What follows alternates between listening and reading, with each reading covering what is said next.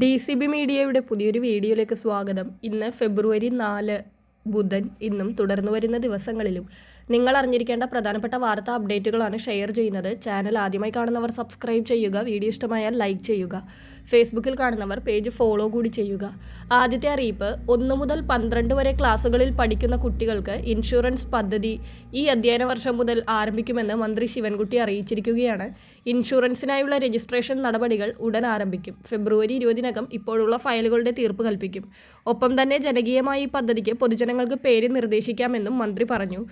അടുത്ത അറിയിപ്പ്, സംസ്ഥാനത്ത് സ്വർണ്ണവില വീണ്ടും കുതിക്കുകയാണ്. 5 ദിവസത്തിനിടെ പവന് 20,000 രൂപയിലധികം കുറഞ്ഞ സ്വർണ്ണവിലയിൽ ഇന്ന് 4,840 രൂപയുടെ വർധനയാണ് രേഖപ്പെടുത്തിയത്. 1,17,720 രൂപയാണ് ഇന്നത്തെ പവൻ വില. ഗ്രാമിന് ആനുപാതികമായി 605 രൂപയാണ് കൂടിയത്. 14,715 രൂപയാണ് 1 ഗ്രാം സ്വർണത്തിന്റെ ഇന്നത്തെ വില. അടുത്ത അറിയിപ്പ്, 35 മുതൽ 60 വയസ്സ് വരെയുള്ള സ്ത്രീകൾക്കായി സംസ്ഥാന സർക്കാർ ആരംഭിച്ച സ്ത്രീ സുരക്ഷാ പെൻഷൻ പദ്ധതിയുടെ ആനുകൂല്യ വിതരണം ഫെബ്രുവരി മാസം മുതൽ ആരംഭിക്കുമെന്ന അറിയിപ്പുകളാണ് ഇപ്പോൾ എത്തുന്നത്. മഞ്ഞ, പിങ്ക് റേഷൻ കാർഡിൽ ഉൾപ്പെടുന്ന സ്ത്രീകൾക്കാണ് ഈ ആനുകൂല്യം ലഭിക്കുന്നത്. ഇതിനായി ബാങ്ക് അക്കൗണ്ടുകൾ ആക്റ്റീവ് ആണെന്നും KYC പൂർത്തിയാണെന്നും എല്ലാ സ്ത്രീകളും ഉറപ്പുവരുത്തേണ്ടത് അനിവാര്യമാണ്. അതിനാൽ എല്ലാവരും ഇക്കാര്യം പ്രത്യേകം ശ്രദ്ധിക്കുക.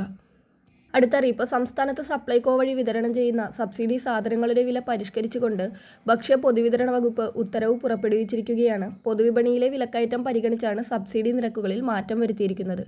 സബ്സിഡി സാധനങ്ങളുടെ വില പരിഷ്കരിച്ചതിനൊപ്പം സപ്ലൈകോ വഴി നിലവിൽ 329 രൂപയ്ക്ക് വിൽപ്പന നടത്തുന്ന 1 ലിറ്റർ ശബരി നോൺ സബ്സിഡി വെളിച്ചെണ്ണയുടെ വില 309 രൂപയായി കുറയ്ക്കാനും സർക്കാർ അനുമതി നൽകിയിട്ടുണ്ട്. ഇതോടെ നോൺ സബ്സിഡി വെളിച്ചെണ്ണയ്ക്ക് ലിറ്ററിന് 20 രൂപ കുറയും.